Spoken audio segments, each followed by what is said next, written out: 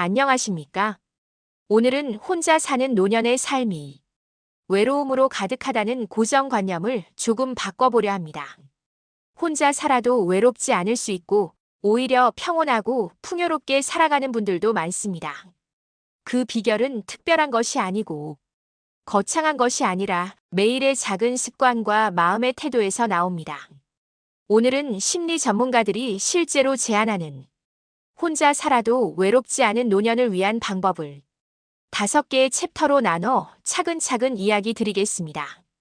편안히 앉으시고 당신만의 속도로 천천히 따라와 주세요. 혼자 있는 시간조차 삶의 의미로 바뀌는 순간이길 바라며 시작하겠습니다. 챕터 1 외로움은 병이 아닙니다. 자연스러운 감정입니다. 처음 이야기 드릴 것은 바로 감정의 인정입니다. 외롭다는 느낌이 들 때 많은 분들이 남들처럼 못 사는 걸까? 나는 왜 하며 스스로를 탓하고 마음을 닫습니다. 그러나 심리 전문가들은 말합니다. 외로움은 나쁜 것이 아니라 우리 마음이 보내는 신호입니다. 실제로 연구에서도 노년기에 사회적 고립이나 외로움이 많을수록 건강 문제, 인지 기능 저하, 심리적 우울감의 위험이 올라간다는 보고가 있습니다. 하지만 여기서 놓치지 말아야 할 건 외로움은 병이 아니라 외로움이 장기간 지속되면 병으로 이어질 수 있다는 사실입니다. 따라서 이 챕터에서는 먼저 이렇게 권해드립니다. 내가 지금 외롭다는 느낌이 들면 스스로 인정하세요. 나는 지금 외로움을 느끼고 있어요. 부끄럽거나 숨기지 마세요. 감정을 숨기면 고립이 깊어집니다. 그리고 왜 외로움을 느끼는가 라는 질문을 한번 여유 있게 던져보세요. 옛 가족과의 연락이 뜸해졌나? 취미 활동이 사라졌나? 나갈 일이 줄었나? 이렇게 감정을 마주하는 것이 노년의 외로움을 바꾸는 첫걸음입니다. 외로움은 나를 위한 변화의 기회가 될 수 있습니다. 챕터 2 하루에 한 번은 꼭 사람과 연결되세요. 2번째 방법은 사회적 연결 유지입니다. 혼자 살더라도 사람과의 관계를 완전히 끊지 않는 것이 중요합니다. 연구 결과를 보면 노년층에서 사회적 연결이 적고 대화가 드물수록 신체 건강은 물론 정신 건강까지 나빠질 위험이 높습니다. 반대로 친구 이웃 커뮤니티 활동 등으로 사람과 만나는 빈도가 높을수록 외로움의 느낌이 훨씬 줄어듭니다. 그렇다면 어떻게 실천할 수 있을까요? 매일 누군가에게 연락한다는 목표를 세워보세요. 옛 가족에게 전화, 동창에게 문자, 이웃의 안부 전하기. 대화가 길 필요는 없습니다. 짧고 꾸준한 연결이 더 효과적입니다. 동아리, 취미 모임, 지역 커뮤니티 등 참여 가능한 모임을 찾아보세요. 어떤 모임에 나가는 것이 부담된다는 생각이 드실 수 있지만 처음엔 30분 산책 후 옆 카페에 앉기, 동네 회관 프로그램 참여하기 등 가볍게 시작하셔도 좋습니다. 만약 건강이나 이동이 곤란하다면 영상통화, 온라인 모임, 전화 모임 등으로도 연결이 됩니다. 사람과의 연결이 살아있는 삶의 활력이 됩니다. 혼자 있어도 괜찮지만 완전히 고립되면 삶은 천천히 위축됩니다. 그 연결이 마음의 힘이 되어줍니다. 챕터 3 나만의 루틴이 있어야 합니다. 3번째 방법은 하루의 루틴 만들기입니다. 혼자 사는 생활이 반복으로 채워지고 오늘 뭐 하지? 라는 물음이 사라지면 외로움이 더 깊어지기 쉽습니다.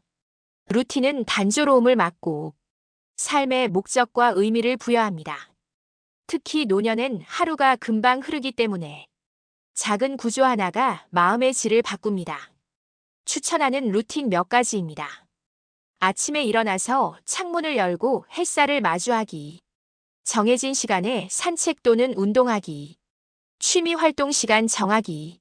하루를 끝내며 오늘 한 일과 느낀 점 기록하기. 오늘 나는 산책했다. 기분이 어떠했다. 주간 목표 세우기. 이런 루틴이 쌓이면 내가 오늘 무엇을 할지 알고 있다. 라는 안도감이 마음에 생깁니다. 혼자 있어도 나는 지금 의미 있는 일을 하고 있다. 라는 느낌이 생기면 외로움이 줄어듭니다. 또한 루틴을 만들기 위해 꼭 큰일이 아니어도 괜찮습니다. 작은 습관이 더 오래 갑니다. 내가 오늘 무엇을 할지 정해놓는 것만으로도 삶의 리듬이 찾아옵니다. 챕터 4집을 기분 좋은 공간으로 바꿔보세요. 네 번째 방법은 주거 공간을 나를 위한 공간으로 바꾸는 것입니다.